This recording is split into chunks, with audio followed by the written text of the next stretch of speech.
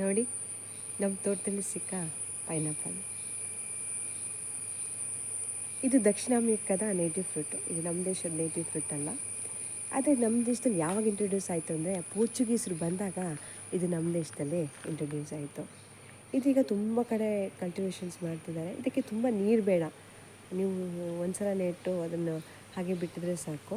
ಅದು ಯಾವುದರ 2-3 ವರ್ಷ ಅಂತೂ ಬೇಕೇ ಬೇಕು. ಇದರಲ್ಲಿ ನೋಡಿ, ಒಂದು ಗಿಡದಿಂದ ಒಂದೇ ಪೈನಾಪಲ್ ಬರೋದು. ಸೊ ಇದನ್ನು ನೆಟ್ಟು ನಿಮಗೆ ಹಣ್ಣು ಬರುವಾಗ ಎಷ್ಟು ಪೇಷನ್ಸ್ ಬೇಕು ನೋಡಿ. ಒಂದೇ ಹೀಗಿದು ನೆಟ್ಟು ಒಂದೇ ಹಣ್ಣು ಸಿಗೋದು ನಿಮಗೆ. ಸೊ 2-3 ವರ್ಷ ಅಂತೂ ಬೇಕೇ ಬೇಕು.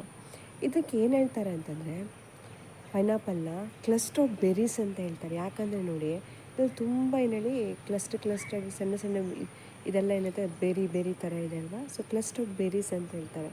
ಸೊ ಒಂದು ಫ್ಲವರಿಂಗ್ ಆಗುವಾಗ ಅದು ಅರೌಂಡ್ 200 ಏನಾಗುತ್ತಂತೆ ಬೆರೀಸ್ನ ಪ್ರೊಡ್ಯೂಸ್ ಮಾಡುತ್ತಂತೆ. ಸೊ ಅದೆಲ್ಲ ಕ್ಲಸ್ಟರ್ ಆಫ್ ಬೆರೀಸು ಸೇರಿ ಹೋಲ್ ಪೈನಾಪಲ್ ಆಗುತ್ತಂತೆ. ಎಷ್ಟು ನೇಚರ್ದು ಇದು ನೋಡಿ, ಆಶ್ಚರ್ಯಕರ ಸಂಗತಿ ನೋಡಿ. ಇದು ಹೈ ವಿಟಮಿನ್ ಸಿ ಇದೆ ಇದರಲ್ಲಿ. ಮ್ಯಾಗ್ನೀಷಿಯಮ್ ಕೂಡ ಹೇರಳವಾಗಿದೆ ಅಂತೆ. ಮತ್ತು ಇದು ಇನ್ಫೆಕ್ಷನ್ ಜೊತೆ ಫೈಟ್ ಮಾಡೋಕ್ಕೆ ನಮ್ಮಲ್ಲಿನ ಇಮ್ಯುನಿಟಿ ಅಂತೂ ತುಂಬಾ ಜಾಸ್ತಿ ಮಾಡುತ್ತೆ. ಹಾಗಂತ ಇದನ್ನು ತುಂಬ ತಿಂದರೆ ಹೀಟ್ ಕೂಡ ಜಾಸ್ತಿ. ಸೊ ಯಾವುದು ಕೂಡ ಮಿತವಾಗಿ ತಿಂದರೆ ಒಳ್ಳೆಯದು. ಸೊ ಇದನ್ನು ತುಂಬ ರೆಸಿಪೀಸ್ ಎಲ್ಲ ಮಾಡ್ತಾರೆ. ನೀವು ನೋಡಿರ್ತಾರೆ, ಜಾಮ್ ಮಾಡ್ತಾರೆ, ಜೆಲ್ಲಿ ಮಾಡ್ತಾರೆ, ಕೇಕ್ ಕೂಡ ಮಾಡ್ತಾರೆ. ತುಂಬ ರೆಸಿಪಿ ಮಾಡ್ತಾರೆ. ಇದರದ್ದು ಅನಾನಸ್ ಪೇಸ್ಟ್ರಿ ಅಂದರೆ ಕೇಕ್ ತುಂಬ ಫೇಮಸ್ಸು. ಮತ್ತು ಜೆಲ್ಲಿ ಥರದ್ದೆಲ್ಲ ಕೂಡ ಮಾಡ್ತಾರೆ, ಅದು ಕೂಡ ತುಂಬ ಫೇಮಸ್ಸು. ಆ್ಯಕ್ಚುಲಿ ಇದು ಇವತ್ತು ನಾನು ಜಾಮ್ ಮಾಡೋಣ ಅಂದ್ಕೊಂಡಿದ್ದೀನಿ. ಯಾಕಂದರೆ ಜಾಮ್ ಇದ್ದರೆ ದೋಸೆಗೆಲ್ಲ ಹಚ್ಕೊಂಡು ತಿನ್ಬೋದು.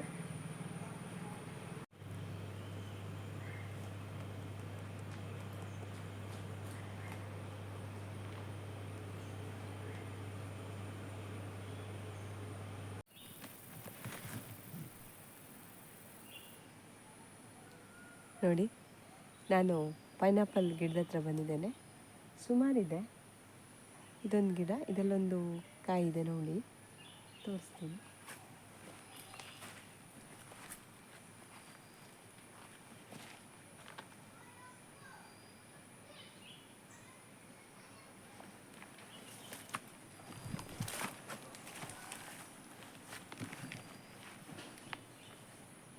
ನೋಡಿ, ಇದು ಬೇಕನ್ಸುತ್ತೆ. ಇನ್ನೊಂದು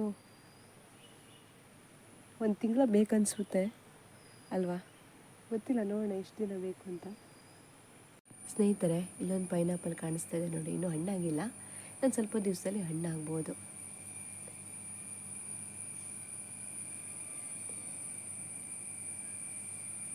ಈ ಪೈನಾಪಲಲ್ಲಿ ಒಂದು ಪವರ್ಫುಲ್ ಎಂಜೈಮ್ ಇದೆ, ಪ್ರೋಟೀನ್ ಡೈಜೆಸ್ಟಿವ್ ಎಂಜೈಮ್. ಅದೇನಂತಂದರೆ ಬ್ರೋಮೆಲೈನ್ ಅಂತ.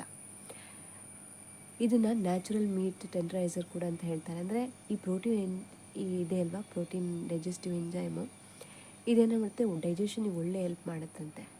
ಸೊ ಯಾವುದು ಅಂತಂದರೆ ಬ್ರೋಮೆಲೈನ್. ಸೊ ಪೈನಾಪಲ್ನ ನ್ಯಾಚುರಲ್ ಮೀಟ್ ಟೆಂಡರೈಸ್ ಕಡೆಗೂ ಯೂಸ್ ಮಾಡ್ತಾರೆ. ಅಂತಂದರೆ ಇದನ್ನು ಕ್ರೌನ್ ಇದೆ ಅಲ್ಲ, ಹಣ್ಣು ತೆಗೆದ್ಮೇಲೆ ಕ್ರೌನ್ ಕೂಡ ನೀವು ಜಸ್ಟ್ ಮಣ್ಣಿಗೆ ಸ್ವಲ್ಪ ಮಣ್ಣು ಅಡಿಗೆ ಹಾಕಿದ್ರೆ ಕೂಡ ಇದರಿಂದ ಕೂಡ ನಿಮಗೆ ಪೈನಾಪಲ್ 2-3 ವರ್ಷದ ನಂತರ ಪೈನಾಪಲ್ ಇದರಲ್ಲಿ ಸಿಗ್ತದೆ. ಸೊ ಒಟ್ಟಿನಲ್ಲಿ ನೀವು ಇದನ್ನು ಈ ಕ್ರೌನೆಲ್ಲ ನೆಟ್ಟು ಒಂದು 2-3 ವರ್ಷ ಬೇಕಾಗತ್ತೆ ಪೈನಾಪಲ್ನ ಪ್ರೊಡ್ಯೂಸ್ ಆಗೋಕ್ಕೆ.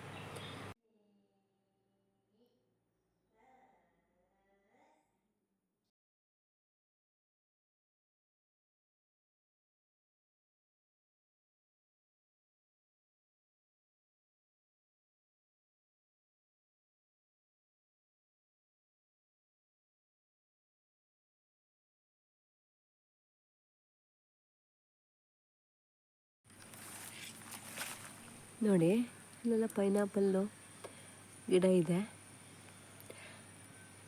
ಪೈನಾಪಲ್ ಕೊಯ್ದಾದ್ಮೇಲೆ ಆ ತಾಯಿ ಪೈನಾಪಲ್ ಪ್ಲ್ಯಾಂಟ್ ಇರುತ್ತಲ್ವ, ಅದು ಸತ್ತೋಗುತ್ತೆ.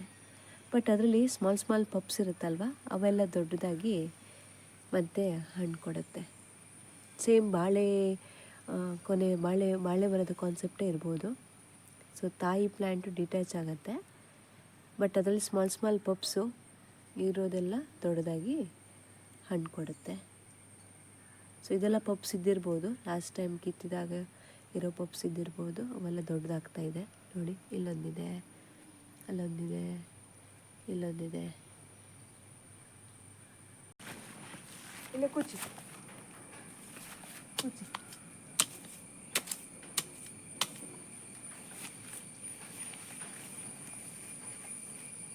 ಕೂಚಿ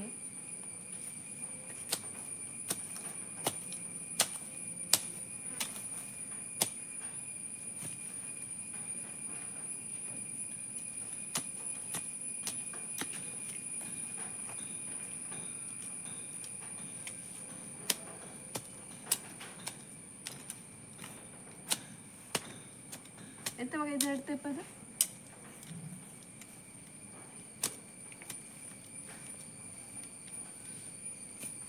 ಎಂತ ಮಗ ಎಂತ ಮಗ ಮುಂದೆ ಮುಂದೆ ಕೆತ್ತೆ